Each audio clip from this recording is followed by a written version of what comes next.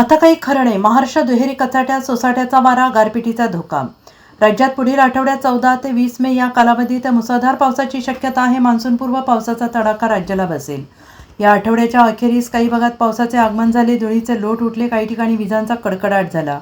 तर पुढील आठवड्यात मुसळधार पाऊस राज्याला झोडपून काढण्याची शक्यता आहे. सोसाट्याचा वाराच नाही तर राज्यातील अनेक भागात गारपीट होण्याची दाट शक्यता आहे. यामुळे शेतकऱ्यांना आता शेतीच्या कामाची लगबग करावी लागणार आहे, कारण पुढे जुलै महिन्यात अल निनोमुळे पाऊस कमी असण्याची शक्यता वर्तवली जाते आहे. हवामान विभागानुसार कोकण क्षेत्रातील पालघर, ठाणे, मुंबई, रायगड आणि रत्नागिरी जिल्ह्यातील काही ठिकाणी उष्ण वारे वाहतील. दमट हवामानाने घामटा निघेल. सिंधुदुर्ग जिल्ह्यासह रत्नागिरीत हलका ते मध्यम स्वरूपाचा पाऊस पडेल.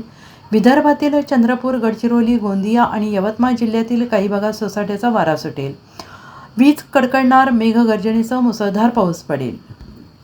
Bureau report, SBN Marathi, Mumbai.